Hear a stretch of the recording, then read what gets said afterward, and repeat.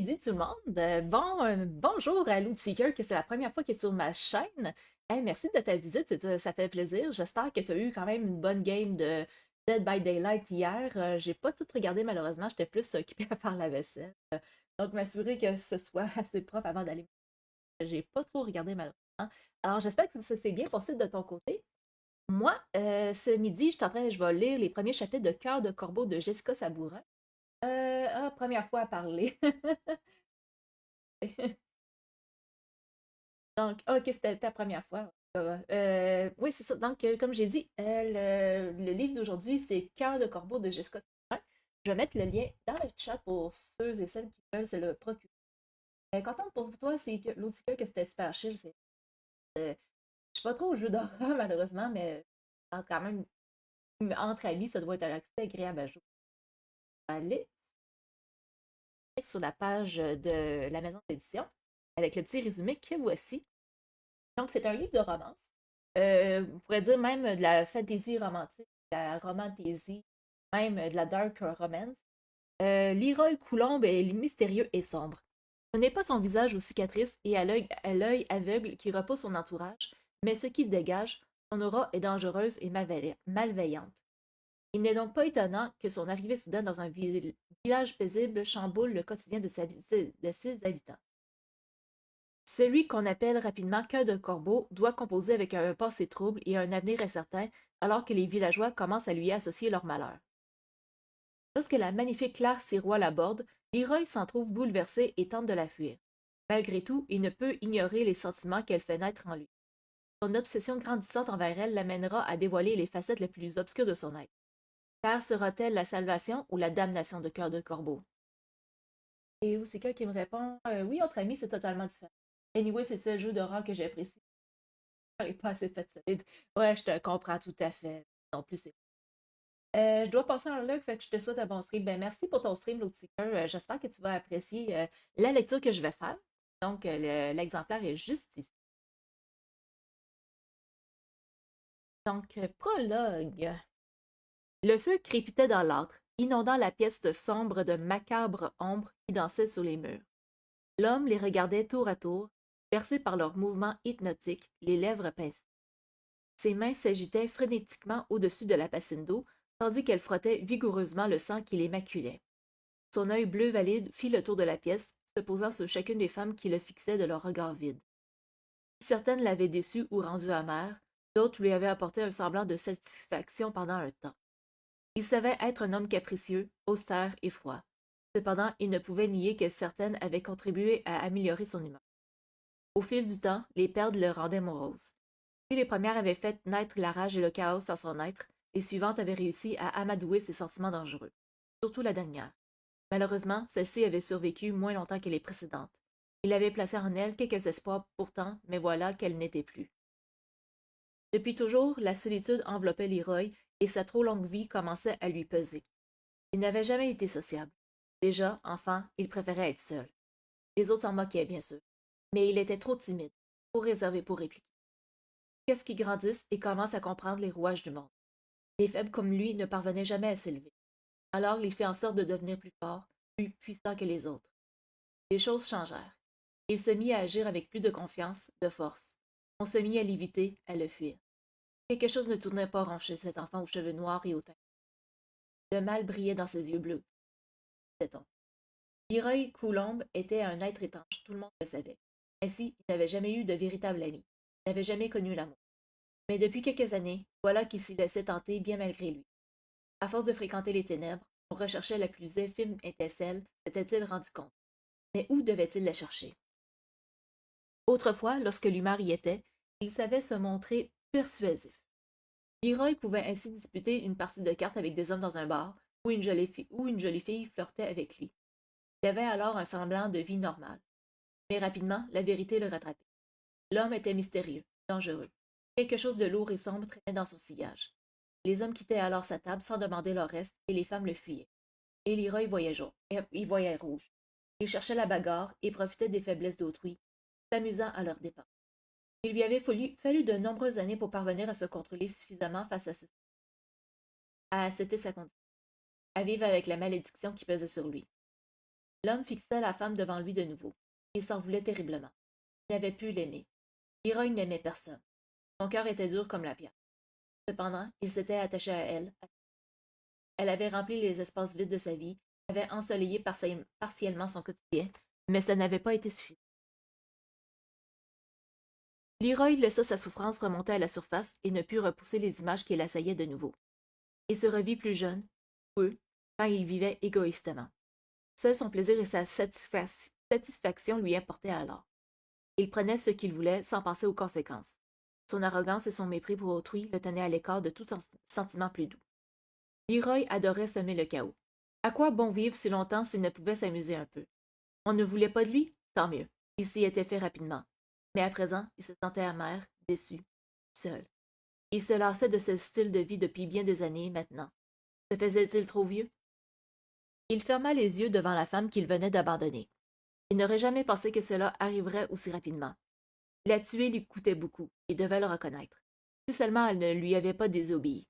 Par le passé, cet acte ultime l'emplissait d'une sensation étrange, entre l'horreur de tomber dans les entrailles de l'enfer et l'euphorie de régner sur le monde. Mais plus les années passaient, plus il prenait conscience de l'épouvante du geste qu'il commettait. Il avait été un fin arnaqueur, un manipulateur hors norme. Leroy pouvait faire à peu près n'importe quoi avec n'importe qui. Le fait était qu'il possédait des pouvoirs étranges depuis sa naissance. Il ne les utilisait que très rarement, au départ, mais chemin faisant. Leroy s'en était enrobé, y trouvant un tel réconfort que se séparer de cette magie lui était impensable. Ses pouvoirs faisaient partie de lui, de son être, et il lui était impossible de s'en dissocier. Mais tout cela avait un prix. Pour pouvoir l'utiliser à sa guise, il devait verser le sang. Il aurait pu tuer n'importe quel bandit ou tout autre criminel, mais une malédiction pesait sur lui depuis des dizaines d'années. Il devait tuer celle qui, de temps à autre, l'approchait de son plein gré, sans charme ni magie. Bien entendu, il avait tenté par bien des moyens de se défaire de cette malchance, de truquer la partie. Mais son destin était scellé bien malgré lui. Il avait trouvé plus fort. Il revit les femmes de sa vie, et un air d'avril. Il les avait tuées avec un détachement froid qui, peu à peu, avait laissé place au dégoût de lui-même. Le sentiment lui était nouveau, et il avait bien du mal à vivre.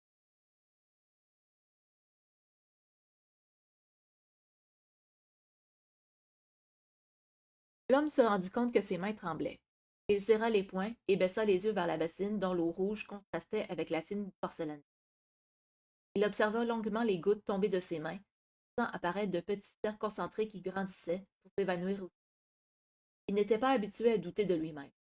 Leroy sécha ses mains, en porta une à son visage, l'arrêtant sous sa pommette droite, où une autre marque colorait sa peau.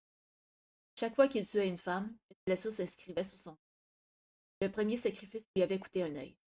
Par la suite, il y avait eu des lacérations, ici et là. Cette fois, il avait hérité d'une entaille qui courait de sa pommette vers son menton. L'homme retint une grimace de douleur en la touchant, mais se ressaisit rapidement. Isabelle avait vécu bien pire. Il repensa à la sorcière qui lui avait jeté ce sort, à cause de ses malheurs, et ne sut dire s'il lui en voulait encore ou s'il comprenait encore. Elle lui avait prédit un avenir sombre et peu glorieux, une solitude éternelle, un châtiment ultime pour le crime qu'il avait commis, son meurtre. Dans un dernier souffle, elle lui avait volé sa destinée. Il avait voulu utiliser ses pouvoirs pour se venger, s'enrichir et profiter d'autrui. Quoi? Il les garderait ses pouvoirs à condition qu'il les nourrisse. Non, il deviendrait un simple mortel sans artifice. Pour nourrir sa magie, il devait verser du sang, et pas n'importe lequel. L'homme posa ses mains sur la table et pencha la tête pour reprendre ses esprits. Peut-être que se retrouver dans un nouvel endroit saurait le satisfaire. Personne ne le connaîtrait. Il pourrait tout recommencer, se créer une nouvelle vie. Encore une fois. Lui, le sombre Leroy cœur de corbeau, comme on s'amusait à l'appeler dans son dos, était habitué au changement. Il ne restait jamais en place. Oui, changer d'air lui ferait le plus grand bien. Il posa son œil sur la défunte femme, se redressa et repoussa ses longs cheveux noirs. L'homme regarda les siens, longs, blonds et dorés comme le blé dans les champs sous le chaud soleil de midi. Elle avait des yeux bleus teintés de gris qui lui rappelaient un ciel orageux, une bouche aux lèvres d'un rose net. Dommage. Il regrettait la fin de leur histoire. L'homme s'avança vers le corps de la femme, accroché au mur comme toutes les autres. Il posa une main sur ses joues et frémit en sentant la faible chaleur qui s'en dégageait encore. Grâce à elle, à son sang, il vivrait quelques années de plus. Des années de solitude, de frustration et d'amertume, mais quelque chose le motivait à continuer. Il ne voulait pas abandonner sa magie. Celle-ci faisait partie de lui, de son être. Elle lui semblait plus importante que ses femmes passagères. Fermant les yeux, il pencha la tête et goûta une dernière fois les lèvres de la jeune femme avant de reculer maladroitement. Son œil se posa sur la clé qui reposait sur la table, près des bougies. Elle brillait d'une douce aura dorée. Si seulement la femme ne l'avait pas utilisée. Leroy grogna, jeta la clé au sol. Il n'était qu'un monstre. Il fit un geste vif de la main et le feu s'éteignit, le plongeant dans le noir. Bientôt, une huitième femme se présenterait à lui. Elle serait la dernière. Sa collection serait alors complète et il serait à nouveau maître de sa vie. Il pourrait enfin tourner le dos à ce funeste passé et embrasser l'immortalité de sa puissance. Chapitre 1. L'automne était aux portes du village. Le vent soulevait les faibles feuilles qui commençaient à jaunir, s'enroulant autour des chevilles des passants. L'air était pluvieux et froid, et les habitants de la paroisse semblaient tous poussés par la même hâte d'en finir avec les dernières études. Lové au pied des montagnes, le village ne contenait qu'une centaine d'habitants et couvrait une partie de la pente qui menait à la mer. C'était un endroit calme et accueillant. Un large quai se trouvait près de la plage, et plusieurs autres plus petits, des bateaux de tout format s'y rendant tous les jours pour faire halte entre eux. Chacun jouait son rôle avec sérieux, boulanger aux pêcheurs, forgeron aux propriétaires de l'auberge. Le village recevait souvent des visiteurs grâce aux bateaux.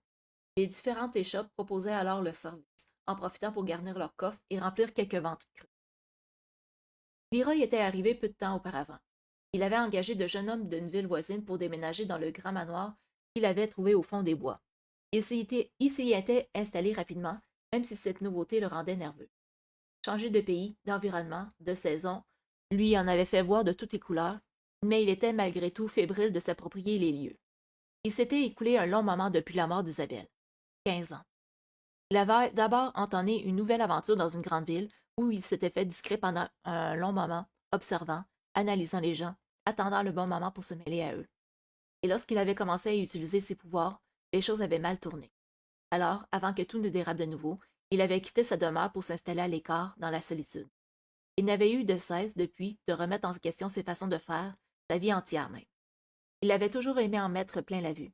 Lors d'une soirée mondaine, pour charmer une femme, pour dérober un bijou rare, sa magie faisait partie intégrante de lui, au même titre que son ombre ou son tempérament. Parfois, il pouvait la sentir en lui, le chatouillant au bout des doigts, lui murmurant à l'oreille « Utilise-moi ». Il lui arrivait d'ignorer ses appels, mais jamais bien longtemps. Il espérait que ce nouveau départ l'aiderait à calmer les pulsions malsaines qui vibraient en lui. Elles étaient plus calmes qu'autrefois, mais tout de même présentes. Lorsque son manoir fut habitable et confortable, il entreposa ses trophées à l'abri du temps dans une pièce ensorcelée qu'il entreprit de verrouiller à l'aide d'une clé magique. Personne ne pouvait y accéder sans en être puni. Cela lui fit penser à Isabelle et il fut rongé de remords. Il lui fallut quelques jours pour se décider à se rendre au village. Il demeura à l'orée de la forêt, à observer de loin l'endroit et ses gens. Il se sentit si étrange, si déstabilisé d'agir ainsi. Voilà longtemps qu'il ne connaissait que la ville et le luxe, le brouhaha des conversations et le bruit des sabots sous les pavés. L'homme avait l'impression de s'être égaré en chemin. Comme cela lui arrivait souvent il était angoissé, il perçut des échos de son passé. Tous ces visages haineux se détournant de lui, les ricanements de son enfance. Alors il rebroussa chemin et regagna son manoir, non sans s'être attiré le regard de quelques curieux. Lorsque le soleil eut disparu et que la noirceur enveloppa le manoir, l'homme s'installa devant le foyer de la bibliothèque. C'était la pièce qu'il aimait le plus dans sa nouvelle demeure. Lui qui aimait tant la solitude se rendit compte que la chaleur d'un corps lui manquait. Était son âge avancé qui lui jouait des tours? Sa magie s'effritait, il le sentait. Autant il s'en sentait triste, autant il avait besoin qu'elle demeure calme. Il n'avait plus le goût de s'amuser comme autre. Il se rappela comment il aimait semer la pagaille sous son porte. Cela était si amusant. Pour ce faire, il se familiarisait avec les gens qu'il croisait. Il apprenait à les connaître, déterrait leurs plus sombres secrets. Il les perçait à jour pour mieux s'en servir ensuite. Il en avait développé une obsession avec le temps. Il avait même une collection de registres, recueillant informations, dates, noms des sujets. Au départ, c'était pour mieux s'enrichir et profiter des faiblesses des autres. Mais ces 15 dernières années, cela avait surtout été pour combler ses moments de solitude et d'ennui. Il décida de s'occuper de la même façon. Avoir une routine fixe pourrait l'aider à trouver sa vie moins monotone. Qui sait, cela pourrait même s'avérer utile plus tard.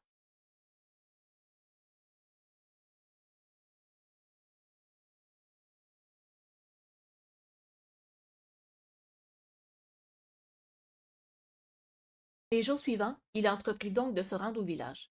Il prit place à l'auberge, sous la fenêtre. Il observa les gens qui déambulaient à l'extérieur.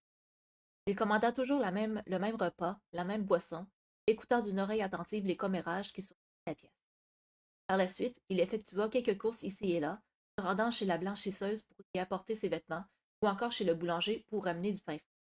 Il ne cessa d'observer le monde d'un nouveau regard, et au bout d'un certain temps, il fut apte à reconnaître certains villageois sans avoir eu à leur adresser la parole.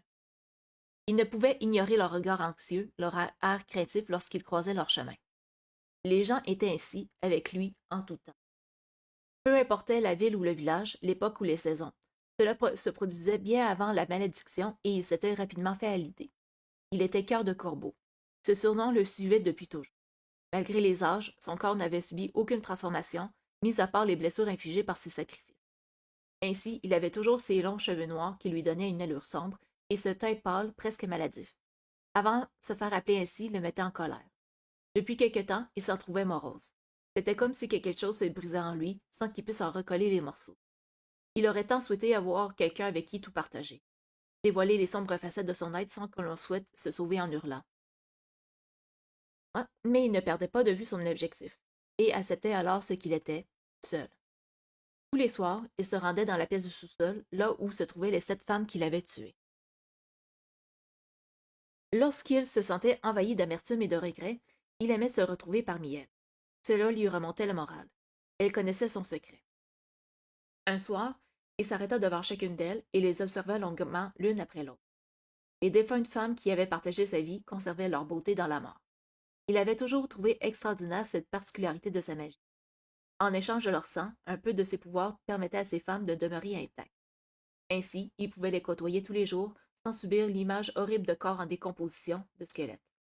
Lorsqu'elles commençaient à se faner telles des fleurs, il savait qu'il était temps pour lui de se tourner vers la prochaine femme à ses cris, celle qui viendrait à lui. Il n'avait qu'à l'attendre.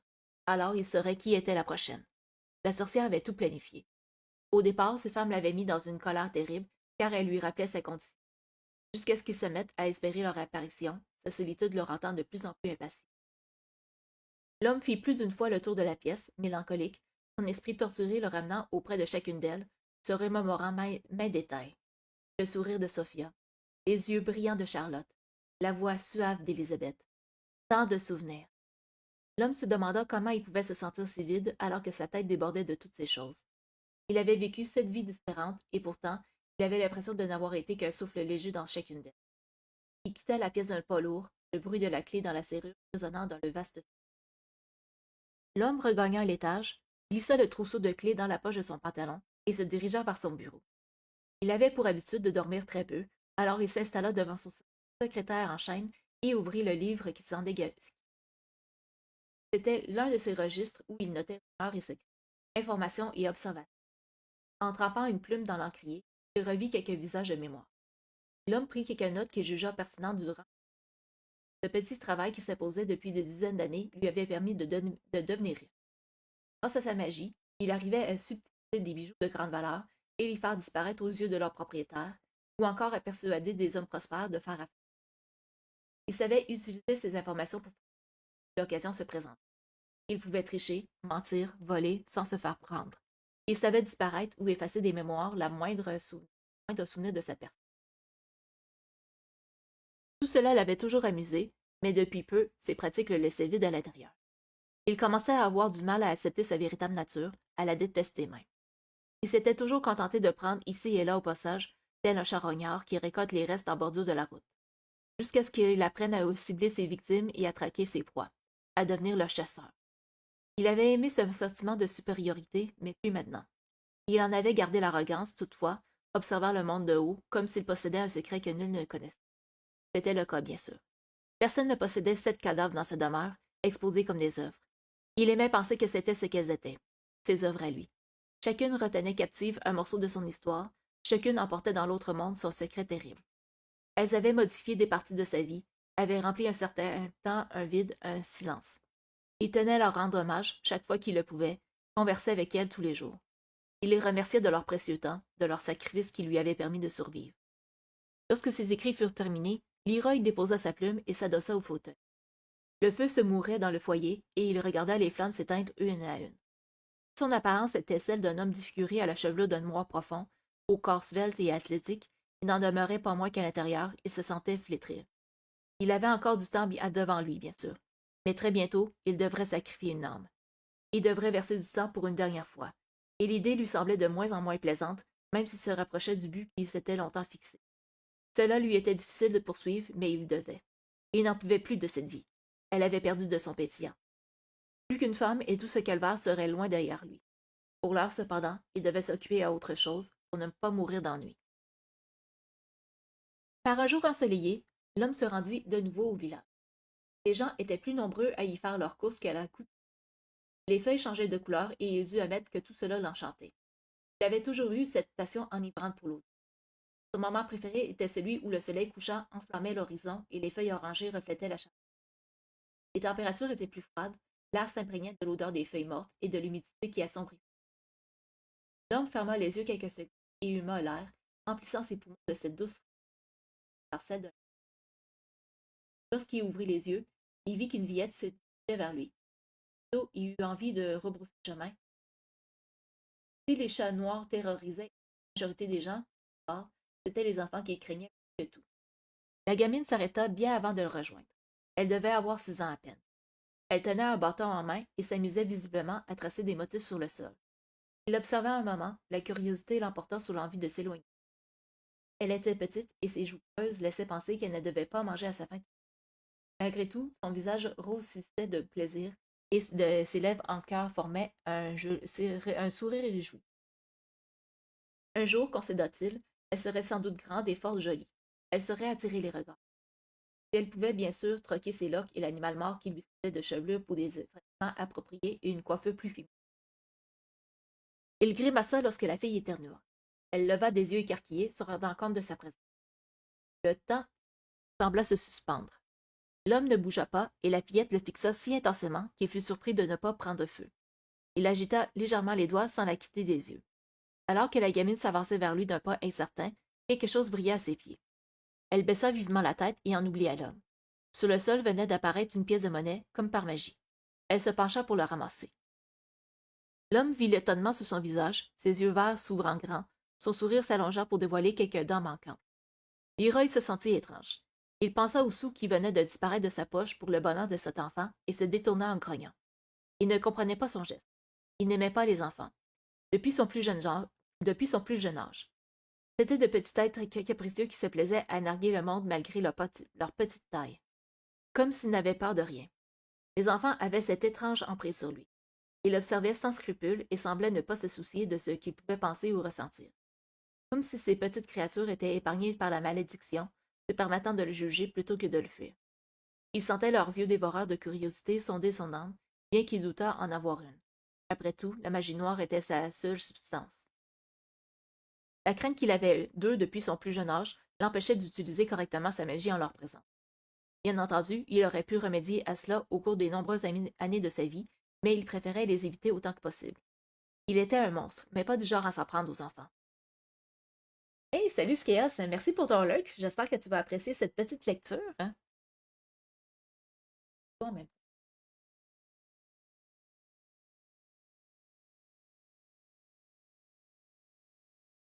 L'homme marcha d'un pas raide vers l'auberge, comme à son habitude.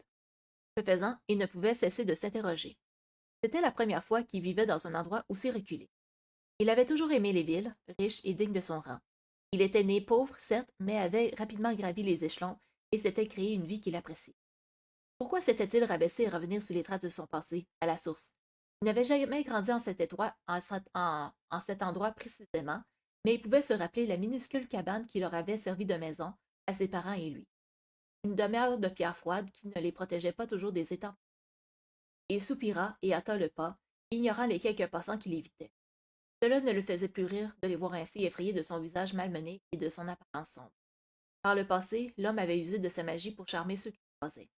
Il avait toujours aimé flatter les gens, se les approprier jusqu'à ce qu'ils décident de leur sort. Depuis la mort d'Isabelle, cependant, rien n'était plus pareil. Il atteignit l'auberge et ouvrit la porte, la laissant se refermer dans un claquement sec derrière lui, selon l'humeur du vent. Les quelques clients se retournèrent pour le regarder avant de poursuivre leur conversation une fois plus bas. Il renifla avec dégoût et les ignora. La belle serveuse vint la voir, vêtue d'une robe sombre au décolleté invitant sous son tablier blanc. Elle avançait lentement, jetant des coups d'œil aux autres clients. Visiblement, elle n'était pas intéressée à s'occuper de lui. Pour s'amuser un peu, l'homme agita les doigts le long de son corps, la fixant intensément. Aussitôt, elle se dirigea vers Leroy.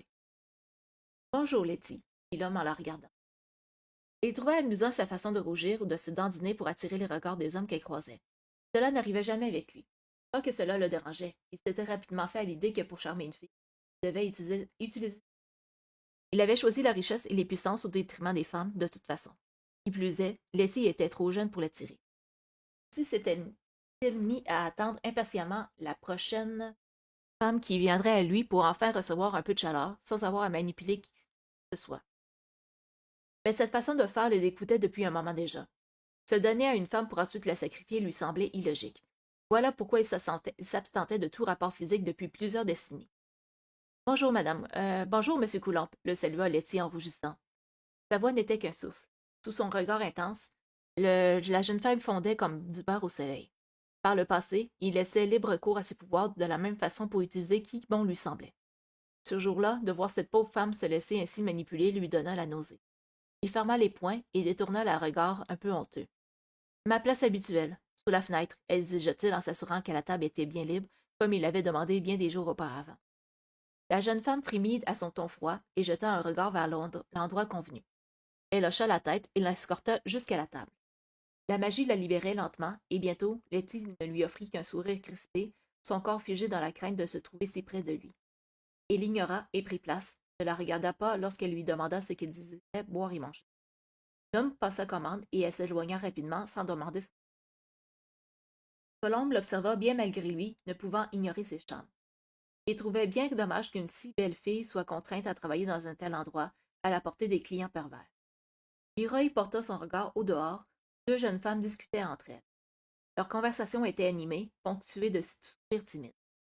L'homme les regarda longuement, même lorsque la serveuse revint avec son repas et sa...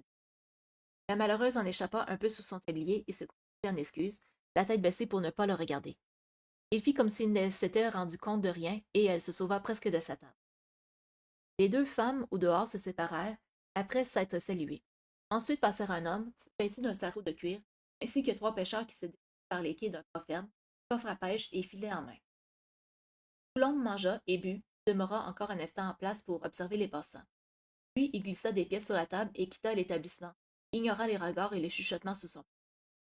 Encore une fois, on devait échanger les quelques informations obtenues sur sa personne, à savoir très peu, des choses superficielles. Parce que personne ne savait réellement qui il était et ce dont il était capable. Personne ne lui avait fait la conversation depuis qu'il était établi au manoir. Il devait raconter qu'il était un homme dans la trentaine, débarqué dans les parages peu de temps auparavant, que le vieux manoir qu'on avait abandonné depuis longtemps était désormais sa propriété. Il était discret, sérieux, froid, et qu'il n'avait ni épouse ni famille. Quelque chose d'obscur émanait de sa personne, comme s'il traînait de sombres... Et que dire de son allure? Vêtu de noir des pieds à la tête, le teint pâle de ceux qui détestent la proximité de la nature, qui fuient le soleil. Balafré et à demi aveugle. Était-il un vampire? Un loup-garou? Avec le temps, il en avait entendu des rumeurs à son sujet. Combien de noms on avait pu lui donner? Toujours était-il que le seul qui s'attachait à lui était Cœur de Corbeau. Peu importait l'endroit ou l'époque. Ce surnom revenait sans cesse. Il lui collait à la peau depuis son enfance et il avait toujours pensé que la malédiction qui pesait sur lui était à volonté, afin qu'il n'oublie jamais qui il était vraiment. L'homme fit tourner sa canne noire qui ne le quittait jamais. Si les gens voyaient en lui un jeune trentenaire, il avait en réalité plus de 130 ans à son actif, et devait sa jeunesse éternelle à ces femmes qui lui avaient offert leur corps, leur âme, leur sang. Chaque victime qui nourrissait sa magie rallongeait sa vie d'une quinzaine d'années, mais la huitième, la dernière, lui offrirait l'éternité. Ses pouvoirs ne connaîtraient plus de limites. Coulomb fit quelques achats rapides ici et là. Il était un solitaire et par le fait même, il ne tenait ni domestique ni majordome à son compte. Bien sûr, il aurait pu utiliser sa magie pour convaincre de simples sots à travailler pour lui, mais il rechignait à le faire. De plus, il était un homme possessif. Si par malheur l'un d'eux venait à fouiner dans sa demeure et découvrir son sombre secret, il n'avait jamais eu de scrupule à tuer lorsqu'il le fallait. Désormais, il essayait de ne plus se laisser tenter par la chose, d'autant plus que ce sang versé ne lui offrait aucune compensation. Ainsi donc, il faisait tout lui-même. Enfin, presque tout, et il payait pour le reste. Ce jour-là, il acheta une bouteille de bon whisky, quelques légumes racines, fromage, et passa commande chez le tailleur afin de s'offrir un nouveau manteau. Quelque chose dans l'air lui disait qu'il ferait très froid cet hiver-là. Avant de partir, il fit un crochet chez le boulanger et y acheta une miche de pain que la femme du boulanger enveloppa délicatement dans un linge, bien que ses mains tremblassent sous son regard scrutateur. Coulombe paya la femme qui disparut rapidement hors de son champ de vision et se dirigea vers la porte, tenant contre sa poitrine le sac qui contenait ses quelques achats, sa canne dans son bras replié. Il ouvrit la porte et sortit. Aussitôt, une jeune femme lui tomba dessus. Il en échappa le bâton noir qu'il tenait et perdit l'équilibre, en jurant, essayant de retenir son sac. Aussitôt, des excuses fusèrent. Oh, mille pardons, que je suis maladroite. Il retint un grognement et se redressa, tandis qu'une main lui tendait sa canne. Il s'en empara d'un geste brusque, toisant du regard les quelques personnes présentes qui observaient la scène en silence. Tous se détournèrent de lui rapidement. Coulombe pivota brusquement et poursuivit sa route, la jeune femme qui l'avait bousculé le suivant au pas. Leroy l'entendit l'interpeller et il souffla par le nez toute son impatience avant de se tourner vers elle. Hey, salut, hey, Shooter, j'espère que tu vas bien. J'espère que tu passes une bonne matinée, un bon midi de ton côté. Vous retournez vers la lecture. Il eut instantanément le souffle coupé. La jeune femme était d'une beauté incomparable. Il la dévisagea durant de longues secondes, s'attendant à la voir reculer pour fuir à toutes jambes comme toutes les autres. Cependant, elle lui offrit un sourire, ses lèvres s'étirant doucement. Et quelles lèvres! Elles semblaient être de soie, brillantes et douces, telles les pétales d'une rose. Un court instant, il s'imagina les embrasser et put presque en ressentir la texture sous sa bouche. Coulombe réprima un frisson. Son œil remonta vers le regard vert profond de la jeune fille. De longs cils noirs les bordaient, lui rappelant les ailes d'un papillon de nuit. Le plus remarquable était sa chevelure, si rousse qu'elle lui fit aussitôt penser aux feuilles flamboyantes des arbres qui s'étendaient des montagnes. Sa simple robe de coton vert peint mettait le tout en valeur, soulignant par le fait même sa séduisante cité. Que faisait une telle jeune femme dans un tel endroit? L'homme se rendit compte qu'il n'avait pas bougé, aussi s'efforça-t-il de chasser toute image subjective de son esprit. Il n'était jamais bon de penser au corps d'une femme après toutes ces années de solitude, de contrôle. Il contourna la jeune femme pour s'éloigner au plus vite. L'air lui manquait. Il avait chaud. Que diable lui arrivait-il? Il serra les dents en entendant les pas le suivre de nouveau. Il s'arrêta et pivota, se retrouvant de nouveau face à l'inconnu. La regarder une fois de plus le fit tressaillir. Quelque chose chez cette jeune femme le perturbait. Il ne put réfléchir davantage, car voilà qu'elle lui souriait de nouveau.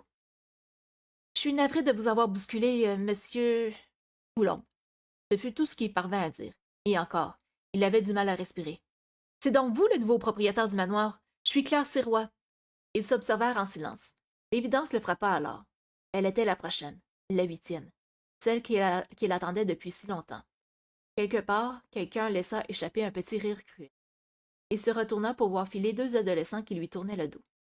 La jeune femme émit un soupir résigné et il la regarda de nouveau. Seigneur, comme elle était belle. Pardonnez-les, ils aiment bien se moquer des gens ceux-là, ces deux-là. Comment? Samuel et Antoine, ce sont des idiots. Ils aiment bien dire des méchancetés. Ils en disent à votre sujet peu avant que vous sortiez de la boulangerie.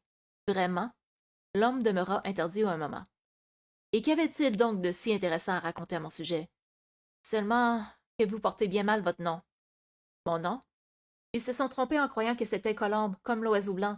Alors ils se sont mis à amuser à trouver les différences entre une colombe et un corbeau. Se moquait-elle donc de lui? Il pencha la tête, pensif, attendant la suite des explications. La jeune femme rougit sous son attention soudaine.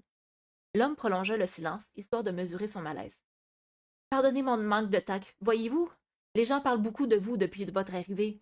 Certains ont mentionné le lien entre vos cheveux, vos habits noirs et ces oiseaux de malheur. Enfin, laissez tomber, ce ne sont que des ignorants. Encore ces rires du passé qui remontèrent à la surface, faisant écho dans son crâne, se percutant avec bruit. L'homme les ignora et se pencha vers la jeune femme, adoptant un air contrarié qui ne la fit pas reculer. « N'est rien de corbeau. » Elle le fixait de ses yeux verts, et Coulombe se permit de s'y perdre quelques secondes. Cette jeune femme était fascinante, il ne pouvait le nier. Il se sentit obligé d'apaiser la faible lueur de culpabilité qu'il voyait briller dans son regard. Nous pouvons nous entendre sur le fait que j'en ai la leçon. Pourquoi diable lui faisait-il la conversation? Frustré, il se détourna pour reprendre sa route. Elle le rattrapa aussitôt, marcha à ses côtés. Il est vrai que j'ai jamais vu de cheveux aussi foncés que les vôtres, approuva-t-elle, un sourire dans la voix. D'autant plus qu'ils reflètent une teinte violette sous l'effet de la lumière, comme les plumes des corbeaux. Ah bon, du violet s'étonna-t-il en s'arrêtant net pour la regarder, mi-amusé, mi-ennuyé. Oui, avec vos yeux d'océan. C'est d'autant plus saisissant. Un frisson le parcourut. Elle avait eu une hésitation en parlant de ses yeux et il décida de ramener le malaise dans la conversation. Peut-être comprendrait-elle qu'il souhaitait être seul. Pourquoi se laissait-il importuner de la sorte? Il ne voulait pas laisser cette huitième femme envahir sa vie. À quoi bon, puisqu'il allait bientôt en finir avec elle? Vous parlez sans doute de mon unique œil bleu, puisque l'autre n'en est qu'une pâle copie. La jeune femme demeura muette un temps, et Leroy se sentit coupable de lui imposer cette situation. Il ouvrit la bouche pour se reprendre, mais elle le devança. J'ai toujours aimé les yeux verrons de ces yeux loups sombres qui gambadent au pied des montagnes, la nuit tombée. Vos yeux me le rappellent les leurs. Coulomb n'en crut pas ses oreilles. Un sourire vient lui chatouiller les lèvres, mais il n'en montra rien. Décidément, cette Claire Sirois ne s'en laissait pas imposer. Leroy détourna le regard, chercha quelque chose à dire. Comme rien ne venait, il hocha vivement la tête à son endroit pour la saluer et poursuivit sa route. Il tendit l'oreille, mais la jeune femme ne sembla pas le suivre. Satisfait de se retrouver enfin seul, il pressa le pas, pour entendre son nom derrière lui.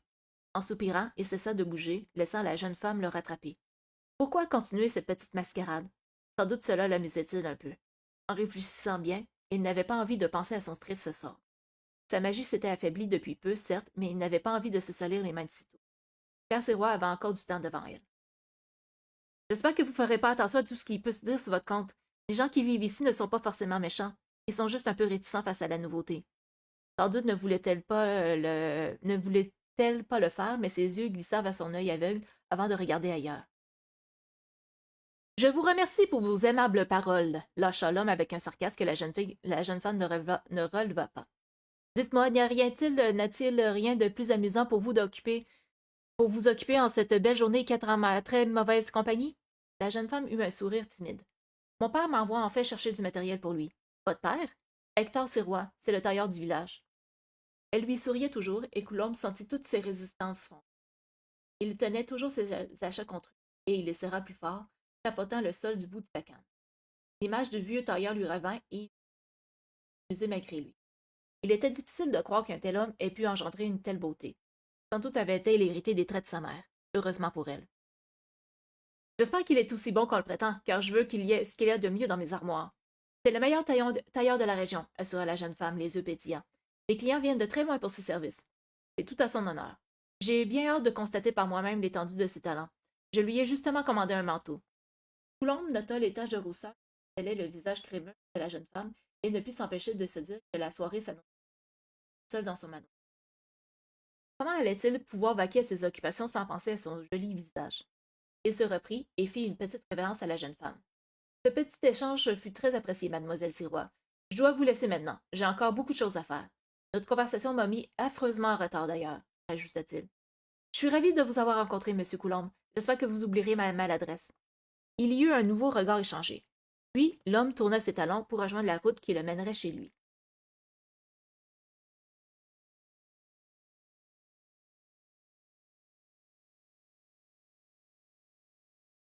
Chapitre 2.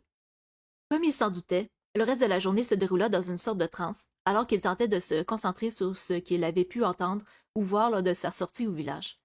Il passa de longues heures dans son bureau à rédiger tout cela, ne cessant de revenir sur le cas de la sublime Claire Sirois. Lorsqu'il se rendit compte qu'il lui avait consacré une page entière, excusez-moi, Coulombe déposa sa plume et posa ses mains à plat sur le secrétaire, en fermant les yeux. Il ne comprenait pas ce qui se passait en lui. Il avait connu des femmes, pourtant, mais jamais il n'avait ressenti ces sensations étranges en leur présence. Isabelle avait allumé en lui une petite flamme, mais Claire, elle, l'avait embrasé de l'intérieur. Et cela le contrariait grandement. Il poussa un profond soupir et se releva vivement. Il avait besoin de se changer les idées. Il sortit de la pièce et fit le tour du manoir. Il n'était pas aussi grand que celui qu'il avait quitté. Il avait d'ailleurs dû faire des choix difficiles parmi sa collection de meubles antiques, mais il avait réussi à en faire une somptueuse demeure malgré tout. Les 4 chambres à coucher à l'étage étaient meublées de lits et d'armoires en bois sombre, ainsi que d'un meuble à bassine. Les matelas étaient moelleux, tout comme les oreillers, le tout recouvert de tissu passant du pourpre au doré, du marine au turquoise. De riches tapis couvraient les planchers ici et là, et des toiles illustrant des paysages féeriques décoraient les murs. Chaque chambre possédait son propre foyer de pierre. Au rez-de-chaussée se trouvait une grande bibliothèque dont les étagères courbaient sous le poids des livres. 2 fauteuils s'y trouvaient, ainsi qu'un immense foyer. Un télescope pointait vers le ciel.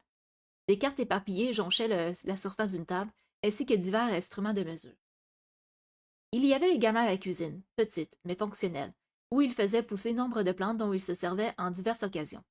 Le salon, où Coulombe aurait pu recevoir des invités s'il y avait eu des amis, meublé de fauteuils et de divans rembourrés, de tables basses et d'étagères où trônait une multitude de bibelots. Le plancher de bois sombre verni couvrait l'entièreté des pièces, et les feux allumés dans les foyers s'y reflétaient dans la nuit.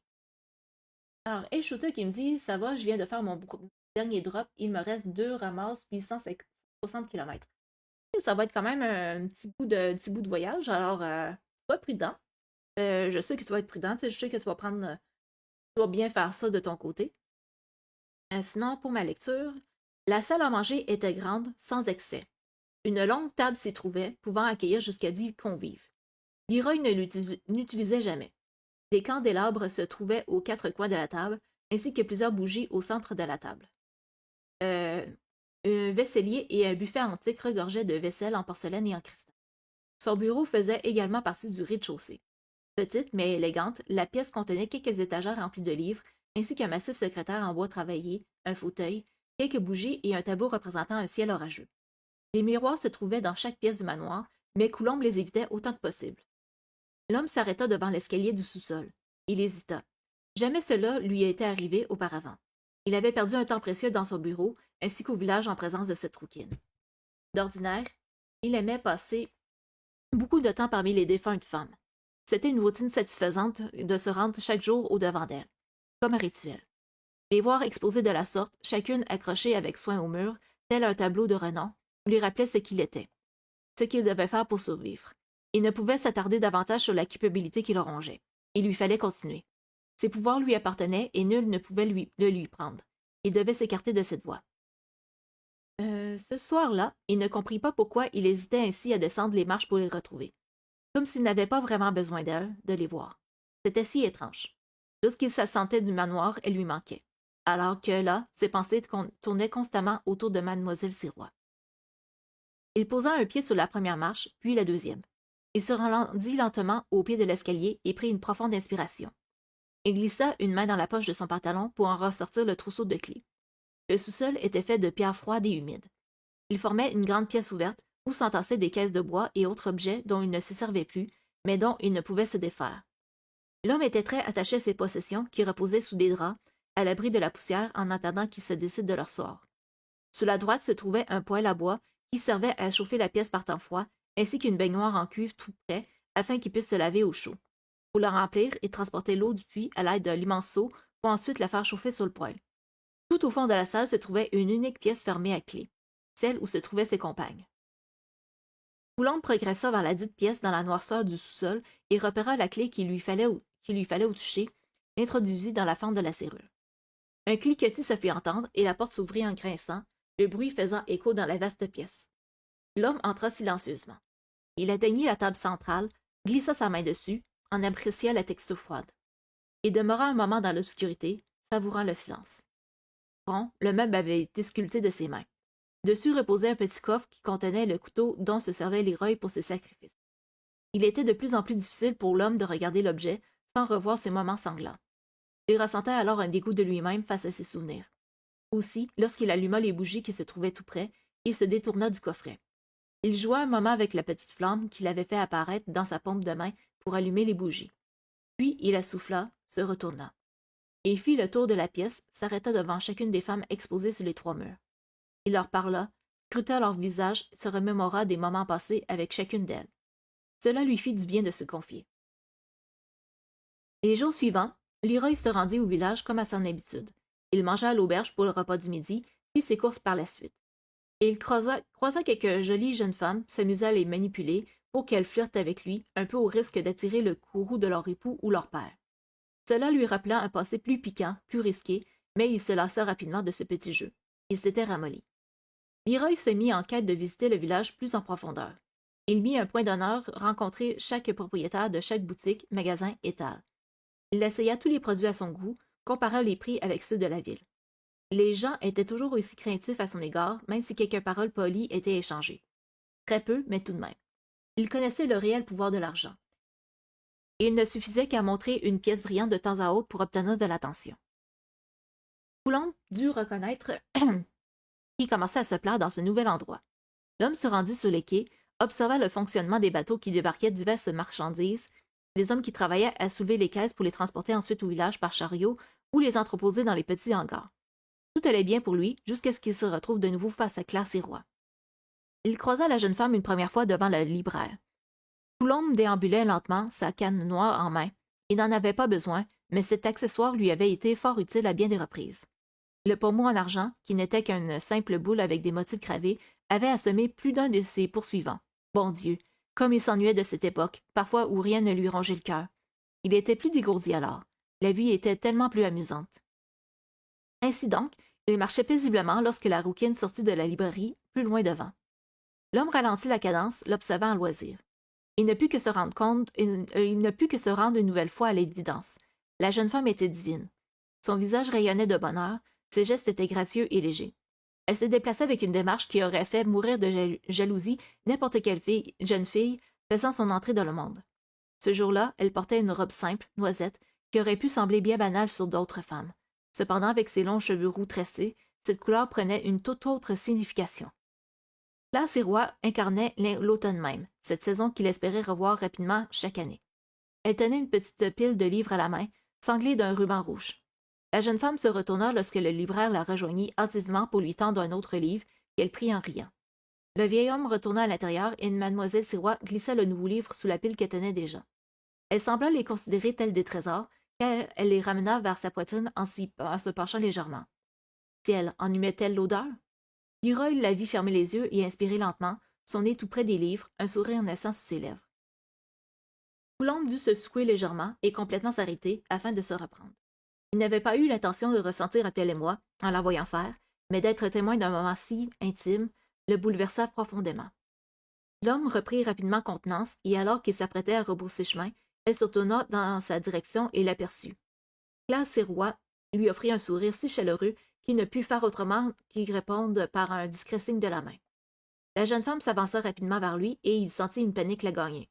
Il n'avait pas du tout envie de converser avec elle. Bon sang, il n'était pas prêt à penser à son sacrifice, ni à la malédiction qui pesait sur sa tête. L'homme n'avait qu'une envie, et c'était de l'éviter le plus possible. C'est alors qu'un homme sorti de nulle part glissa une main possessive dans le dos de la jeune femme, la détournant de lui. Coulomb en perdit toute envie de quitter l'endroit soudainement. Mademoiselle Syrah se figea sur place, son sourire s'effaçant alors qu'elle reconnaissait le nouveau venu. L'homme semblait heureux de la voir. Il se mit à discuter, avec entrain, ne se rendant visiblement pas compte qu'il la dérangeait. Cela se disait sur son visage pourtant. Claire Sirois n'était pas contente de voir cet homme ainsi s'approprier l'air qu'elle respirait, cet espace qui lui appartenait, avant qu'il ne débarquât et marquât son territoire. Coulomb repoussa difficilement la tentation d'utiliser sa magie sur le nouveau venu.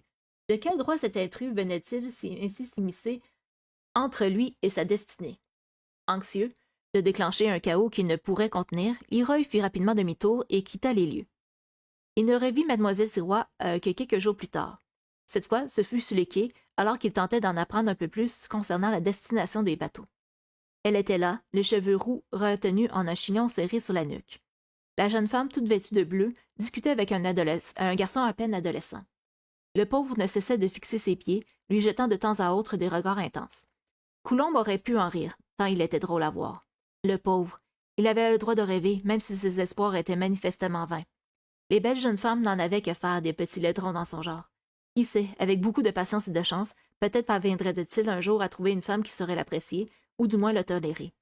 Couleur, il avait les cheveux en bataille, la mine pâle et la silhouette frêle de ceux qui ne mangeaient pas suffisamment. Le garçon prit la lettre que mademoiselle Sirois lui tendait et le glissa dans le sac qu'il tenait à l'épaule, hochant la tête. Puis la jeune femme le laissa derrière elle, après lui avoir offert un chaleureux sourire. L'homme l'observa évoluer parmi les travailleurs et pêcheurs du port, la suivant à une distance raisonnable. Il ne pouvait s'empêcher d'agir de la sorte. Claire Sirois l'attirait comme un aimant. Celle-ci s'arrêta à un étal de poissons, indifférente aux têtes qui se retournaient sur son passage. Au même moment, les passagers d'un bateau descendirent vers les quais. Un homme appela la jeune femme depuis la passerelle, agitant la main lorsqu'elle leva les yeux. Coulomb put voir le visage de mademoiselle Sirois se fermer à l'approche de l'homme. Il comprit pourquoi lorsqu'il se rendit compte que c'était le même que devant le libraire. Le nouveau venu passa une fois de plus un bras autour d'elle, l'attrapant par la taille. Coulomb ne put s'empêcher de ressentir un fourmillement dans ses mains et il serra plus fort sa canne. Il détestait cet homme. Il avait des manières si condescendantes envers la jeune femme, comme si elle était sa propriété. Il parlait et la pauvre tentait visiblement de suivre la conversation. Elle ne semblait nullement intéressée par lui. Le couple se dirigea vers le village et alors qu'il passait non loin de Coulombe, Claire Sirois leva les yeux, balayant la petite foule comme si elle cherchait quelqu'un. Son regard s'arrêta sur Leroy. L'homme se figea. Pendant un court moment, il eut le souffle coupé. Elle était si belle. Elle lui décocha un sourire chaleureux, lui donnant l'impression d'être seule sous les quais. Important. Puis, elle s'éloigna en compagnie de l'homme. Colombe sentit son corps vibrer d'émotion et dut s'adosser au mur derrière lui pour reprendre contenance. Il n'avait eu de cesse de penser à mademoiselle Sirois depuis ces deux rencontres silencieuses, d'autant plus que son nom revenait souvent dans les conversations. Si les hommes la décrivaient comme la plus belle femme des environs, les femmes disaient d'elle qu'elle était capricieuse et bornée, qu'elle aimait attirer l'attention. Coulombe n'en croyait pas un mot. Pour l'avoir observée en toute discrétion, il avait vite compris que plusieurs femmes l'enviaient. On disait que son père ne pouvait rien lui refuser. Coulombe devait admettre que lui-même aurait eu bien du mal à lui refuser quoi que ce soit. Mademoiselle Sirois était polie et généreuse, intelligente et amusante. Elle rayonnait de l'intérieur et partout où elle allait, le soleil semblait l'accompagner. Sans doute était-ce cela qui l'attirait vers elle. Des qualités qui ne faisaient l'affaire que peu de gens. Tout l'inverse de lui. Par un matin froid et nuageux, il se rendit au village. Les gens étaient habitués de le voir circuler ainsi librement dans les rues, mais personne ne venait à sa rencontre. Il savait que jamais personne ne lui adresserait la parole de son plein gré. Si cela lui faisait plaisir autrefois, il en était tout autrement ce jour-là. Jamais il ne s'était senti aussi seul, aussi insignifiant. Tout en effectuant ses courses, il espéra secrètement croiser la jeune femme, se maudissant aussitôt de cette idée. Il ne savait pourquoi elle lui faisait autant d'effet. Sans trop s'en rendre compte, il se rendit chez le tailleur, puis fut déçu de réaliser que la jeune femme n'y était pas. Il rebroussa chemin, empruntant quelques rues ici et là, au hasard, entrant dans les boutiques et magasins dans l'espoir de l'apercevoir. Sans succès. Lorsque l'homme retourna au manoir plus tard ce jour-là, il était contrarié, comme si quelque chose avait manqué à sa journée. Il passa un long moment à tourner en rond, délaissant rapidement les projets qui l'entennaient, ses pensées évoluant sans cesse vers la rouquine. Il s'installa dans un fauteuil à la bibliothèque, écoutant les bruits de ce nouvel environnement qui était désormais le sien. Autrefois, il aurait parcouru les environs en quête d'aventure, mais depuis quelque temps, il avait envie de laisser aller les choses un peu. L'homme savait d'expérience que les mortels aimaient bien se pourrir la vie d'eux-mêmes. Il n'avait même pas à utiliser sa magie pour ce faire. Le corbeau pouvait se poser et observer le monde à sa guise. Ce soir-là, allongé dans son immense lit vide, Coulombe repensa à Amélia. Elle était une sorcière plus âgée que lui lorsqu'il avait croisé sa route. D'une simple beauté, elle avait ce quelque chose d'envoûtant. Il n'avait jamais su dire ce que c'était. Sans doute était-ce la magie en elle qui rayonnait à travers toutes les pores de sa peau. Elle avait de longs cheveux dorés, des yeux d'un jade pur. Ils s'étaient rencontrés tous les deux par hasard dans un village, alors qu'elle parcourait les quelques kiosques des marchands en bordure de la route. Coulombe avait alors tout juste 30 ans. Lorsqu'ils s'étaient regardés, ils avaient compris qu'ils possédaient des pouvoirs semblables. La femme l'avait invité à la rencontrer en cachette. Elle était mariée à un homme important et ne pouvait se permettre de le recevoir chez elle. Ainsi donc, ils se donnaient rendez-vous dans la forêt, un endroit un peu éloigné sur les terres de son mari. C'est là qu'ils avaient commencé à discuter, à échanger sur leurs pouvoirs. Elle lui avait appris plusieurs choses concernant la magie, dont son fonctionnement et ses sources. Coulombe avait appris également qu'elle utilisait la sienne pour guérir et soigner les gens. Elle avait aidé à se cultiver davantage, espérant que cela éloignerait les ténèbres qui émanaient de lui. Elle avait cette grande capacité de voir les gens avec un regard différent, unique. Elle percevait ce que les simples mortels ne pouvaient voir. C'était une personne si douce, si calme. Elle était d'une grande sagesse. La pauvre. Elle avait cru pouvoir le changer, manipuler sa magie pour qu'il soit un meilleur homme. Coulombe la vénérait presque. À ses côtés, il avait l'impression de pouvoir tout accomplir, de contrôler les ténèbres en lui. Mais il s'était fourvoyé, tout comme la sorcière. Après un certain temps en sa compagnie, elle avait compris que jamais elle ne parviendrait à le changer. Le jeune homme était trop rigide, il n'en faisait qu'à sa tête, se laissant tenter par cette magie sombre qui était la sienne. Il avait du mal à socialiser, à créer des liens. Cela le brisait, rendait ses pouvoirs plus obscurs. Il s'emportait pour un rien, voyait le mal où il n'y en avait pas, semant le chaos à sa guise. Un jour, il s'était querellé. Coulombe ne comprenait pas pourquoi elle gaspillait son temps et son énergie à aider les autres, à aider son mari. Il lui avait demandé de le quitter. Elle n'avait pas besoin d'un simple mortel. Leroy se pensait amoureux d'elle. Il avait envie de lui en mettre plein la vue, de lui montrer ce dont il était capable. Ce jour-là, elle avait menacé de ne plus jamais le revoir s'il n'acceptait pas son aide. Cela l'avait grandement insulté, profondément blessé. Pire que ça, il s'était senti abandonné. Elle ne pouvait lui tourner le dos ainsi. Elle était la seule qu'il avait réellement vue, qui le comprenait. Leroy avait paniqué.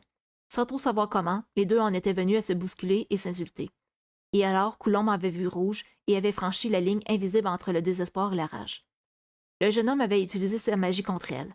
Amelia avait riposté, bien sûr, mais elle avait été gravement blessée. Coulombe n'avait pas prévu cela. Guidé par sa rage, par ses pouvoirs qui en voulaient toujours plus, il en était venu à verser le sang de son amie, la seule qui avait cru en lui. Et alors qu'il la tenait dans ses bras, complètement sous le choc, elle l'avait regardé intensément et avait récité cet étrange poème. Sept elles seront à partager ta vie, richesse, gloire, puissance et euphorie. Sept elles seront à traîner dans ton sillage, corps, sang, âme et visage. La huitième te servira mieux, afin qu'enfin tu réaliseras ton vœu. Son voix n'était que trémolo, si basse qu'il avait dû se pencher au-dessus de sa bouche. Amelia se vidait de son sang, et il était trop angoissé pour saisir ce qu'elle disait. Elle avait porté une main sanglante à son visage, et il l'avait laissé faire, convaincue qu'elle ne voulait que le toucher une dernière fois avant de mourir. Mais elle l'avait embrassé. Amelia avait posé ses lèvres sur les siennes, s'emparant de sa bouche malgré la plaie béante dans sa poitrine qui inondait le sol de son sang. Puis elle avait mis fin au baiser. Ses yeux avaient brillé intensément. Et alors, Coulombe avait compris que quelque chose lui était arrivé. Il avait d'abord été parcouru de frissons avant de ressentir un vide profond. Son cœur battait démesurément le rythme et il s'était effondré, complètement paralysé de par la douleur. Puis, une chaleur intense l'avait foudroyé, le laissant haletant sur le sol, près de son ami qu'il observait en silence, la vie lui filant entre les doigts. Lorsqu'il avait repris ses esprits, Coulombe s'était redressée et avait secoué Amelia encore et encore, la forçant à ouvrir les yeux. Que lui avait-elle fait? La sorcière avait tout avoué, l'air navré. Elle lui avait jeté un sort. Elle avait placé en son être une malédiction. Et tandis qu'elle mourait, sa voix avait trouvé écho dans la tête de Leroy. Des mots murmurés qu'il se répétait encore à l'occasion. Cette fois, tu verseras le sang pour nourrir ta magie, la préserver ou pour choisir une vie meilleure. La huitième fois sera la dernière, en échange d'une vie éternelle et d'une puissance infinie. Violence et rage se consument en toi, mais également la douleur, le chagrin, le désespoir.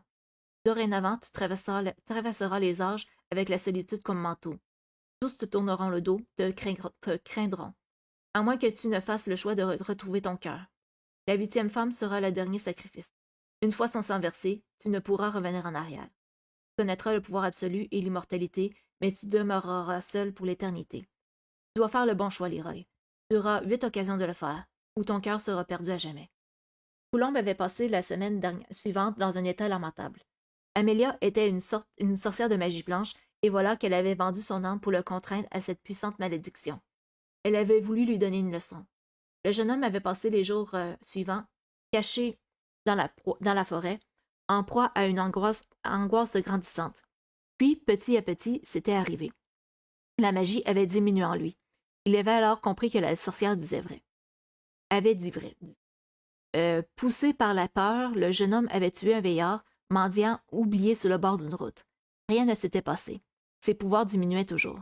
Les jours suivants, il avait tenté de trouver une solution. Comment pouvait-il y arriver sans Amelia? Sa route avait alors croisé celle de Julia, cette jolie jeune femme délicate, la fille d'un prêtre. Elle cuisinait du pain pour les plus démunis et le leur offrait en sortant de la messe. Elle avait toujours un sourire à offrir. Coulombe avait vu en elle un signe d'espoir. Alors que tous le fuyaient, comme Amelia l'avait prédit, Julia, elle, s'était tournée vers lui. Petit à petit, il s'en était fait une amie. Leroy était convaincu qu'elle pouvait l'aider. Après tout, son père le connaissait le bien, le mal. Sa magie s'étiolait et il se sentait pressé par le temps, par la malédiction. Il avait entendu un soir après la messe afin de la prendre à part. Il s'était caché dans les buissons près de l'église.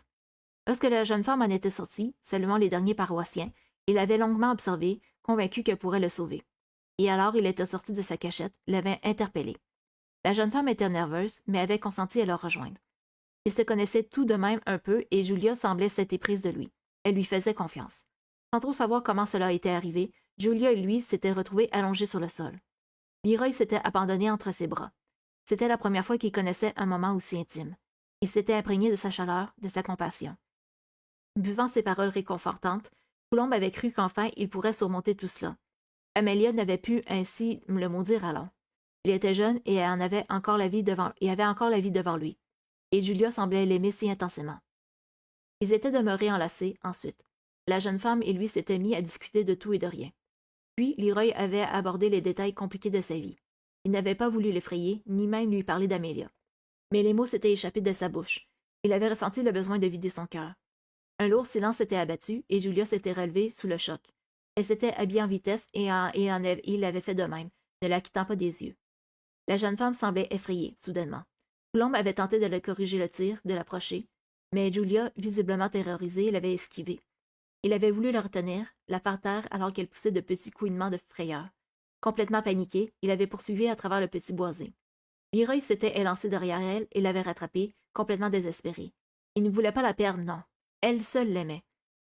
Le jeune homme avait plongé vers elle pour la saisir, et les deux étaient tombés au sol. Julia s'était cognée la tête contre une pierre, et alors Coulombe avait levé une main pour palper sa blessure. Du sang chaud, épais, s'en écoulait. Hystérique, la pauvre fille s'était mise à geindre et à pleurnicher, tandis qu'il la menait au sol pour tenter de la calmer. Mais c'était arrivé de nouveau. Leroy avait perdu son calme, alors que son ami tentait de le repousser en le griffant, en se débattant violemment. Il avait frappé avec une pierre, encore et encore, ne se rappelant même pas l'avoir ramassée. Les paroles d'Amélia étaient remontées en lui, et il avait vomi ses tripes. Le temps semblait s'être arrêté. Le jeune homme avait fixé la jeune femme, regardant son sang se répandre sous les feuilles mortes et la mousse qui couvrait le sol de la forêt. Il se rappelait toujours ce moment où il avait réalisé ce qu'il venait de faire. Il était là, à la fixer bêtement. Julia était morte. Étrangement, aucun remords ne le rongeait de l'intérieur. Après l'avoir observée un long moment, il s'était approché d'elle. Il avait laissé tomber la pierre, avait levé ses deux mains souillées de rouge devant ses yeux. Ce fut à cet instant qu'une douleur vive lui avait emprisonné l'œil gauche. Il avait hurlé, tandis qu'il devenait lentement aveugle. Il avait alors senti sa magie se raviver en lui. Depuis ses entrailles, elle s'était répandue, plus forte que jamais, ondulant dans ses veines, sous sa peau. Il en avait ressenti la chaleur dans tout son corps, et le sentiment puissant que rien ne pouvait le détruire s'était emparé de lui. Euphorique, il s'était allongé auprès de la morte, le corps vibrant de sensations nouvelles, exaltantes. Il croyait avoir vécu une expérience sensationnelle dans les bras de sa jeune amante, mais cette nouvelle expérience l'avait comblé plus encore, comme si des millions d'étincelles s'étaient allumées en lui. Lorsqu'il était sorti de cette étrange transe, il en était complètement transformé. Il avait l'impression qu'il pouvait tout accomplir. Personne ne pouvait l'arrêter. Il avait ramené le corps de Julia avec lui, ne pouvant malgré tout s'en départir. Ils avaient vécu quelque chose d'intense tous les deux jusqu'à la fin, et il ne pouvait se résoudre à l'abandonner. Elle lui avait tant donné. Leroy avait repris sa petite vie en main, animé d'un nouveau souffle, jusqu'à ce que le phénomène se reproduise. Coulombe, malgré ses précautions, s'était de nouveau tourné vers la femme qui l'avait approchée, s'en était satisfait un moment, et il avait de nouveau tué. Cela s'était répété cette fois. À chaque femme, il s'était aperçu qu'il ne gagnait des années, que sa magie s'en retrouvait nourrie. Par deux fois, il avait tenté de tuer d'autres personnes, mais sa magie avait boudé ses sacrifices vains. Amelia avait bien fait les choses, alors Coulombe s'était fait à l'idée. Les femmes qui illumineraient sa vie seraient vouées à mourir. Il ne pouvait en être autrement. Et lui, il ne pouvait abandonner ses pouvoirs. Ils faisaient partie de lui. Il était puissant grâce à eux. Jamais il ne permettrait qu'on le lui arrache. Cela lui pesait malgré tout. L'homme espérait qu'il se sentirait plus libre une fois qu'il aurait accumulé 8 sacrifices. Peu lui importait de se retrouver seul pour l'éternité, du moment que tout cela prenne fin. Il en avait déjà trop fait pour rebrousser chemin.